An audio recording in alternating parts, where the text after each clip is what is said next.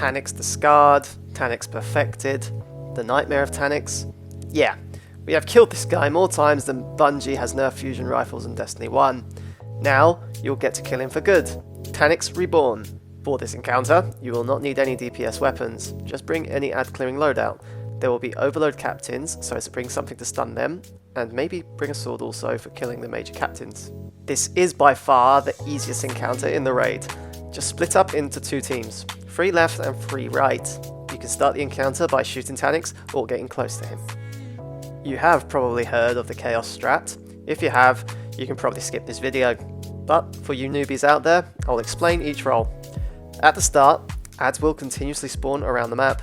Just keep on top of them until 3 vandals spawn.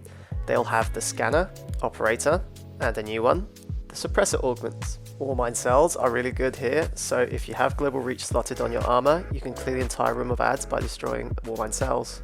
Okay, in terms of roles, first up is the scanner. Very easy job. There are 4 boxes in the middle of the room, 2 left and 2 right. The nearest ones to spawn, I tend to call them R1 and L1, R for right, L for left. And the ones nearest to the window, yes, you guessed it, R2 and L2. The bomb phase will begin. The scanner will see 2 out of the 4 boxes glow yellow. The scanner will call out which ones are glowing. That is it, literally. Moving on, the operator's role is even easier. There are 4 panels in the room, 2 far right of the map and 2 far left. 3 out of the 4 panels will light up red. The operator's job is to simply shoot one of the 3 glowing panels.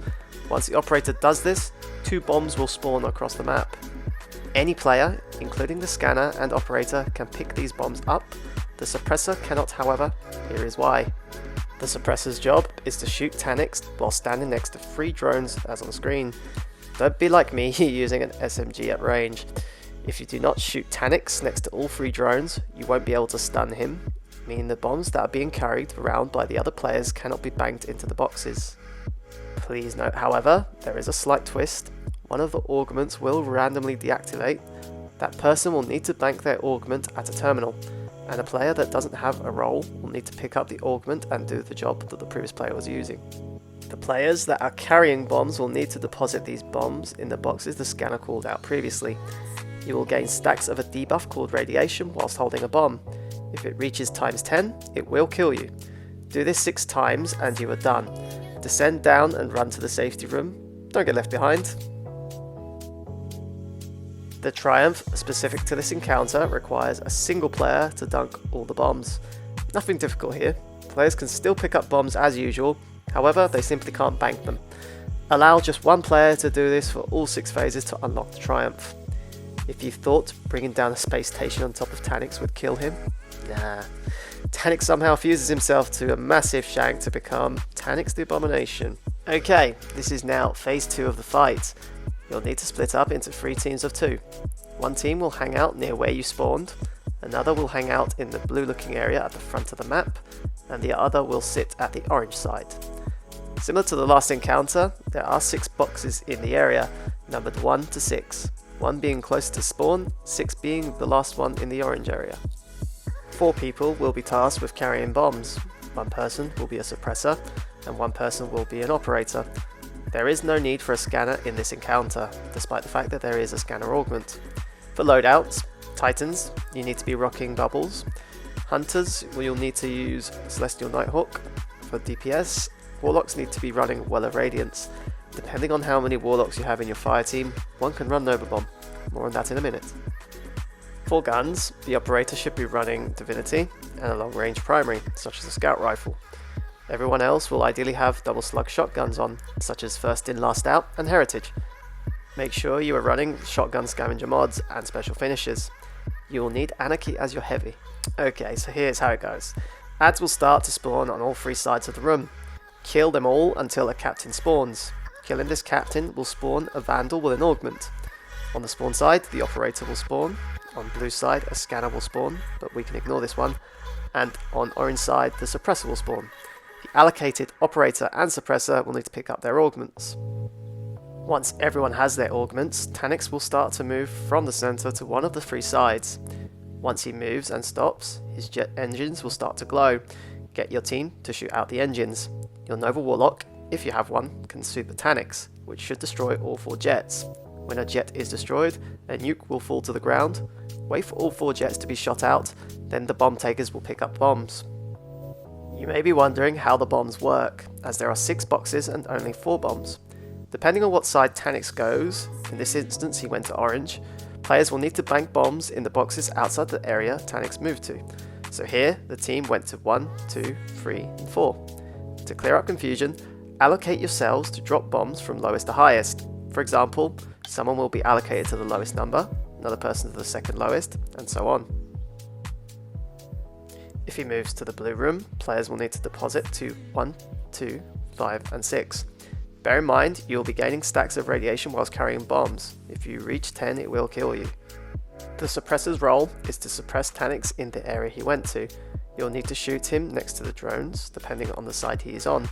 Same as phase 1, not hard at all. Tag him with Anarchy and just jump from one drone to the next. There is 3 total on each side. For bomb carriers, be careful and make sure to move around. Taniks will drop meteors on you whilst you shoot out his engines. The floor will light up blue, so move out of the way when this happens. You may have just wondered why I got trapped on screen in a purple bubble. Operator, you're up. The operator's role is simple. He or she will stay away from the group shooting out Taniks' jets. The operator will need to keep an eye out for players carrying bombs. Taniks will emit a pulse that will trap one of the 4 players carrying bombs. The operator simply needs to shoot the bubbles out. My suggestion is to position yourself so you get a wide view of all 4 players. Quick note, the operator will need to call out when he shoots out the second bubble, and then the suppressor should suppress Taniks. If you suppress him too early, Taniks can deactivate one of the augments. If he deactivates operator, you will be wiped. Now it's time for DPS. Head towards the box number 2 near spawn. You'll need a Titan to pop a bubble here to grant everyone weapons of light. You'll need to jump over debris and into an arc ring. Here, have a Warlock drop well and start DPSing Taniks. Make sure the operator has a Divinity Cage on him. Whatever you do, don't get too close to Taniks as his arc web will kill you. After a while, Taniks will boot you out of the ring. Just jump back in and continue damaging him. You will have 3 phases of this to do damage. If everyone is using optimal DPS, it's an easy 1 phase. Once his health drops to the last segment, he will revert to final stand. He will start to teleport to the one of the 3 areas. Make sure you kill him. If he teleports 5 times and you don't kill him, you will be wiped. If you don't manage to drop his health to the last segment of health within the 3 phases, just rinse and repeat with the bombs. This is actually the challenge strategy. There is another way of doing this, but it's longer and I won't be covering it.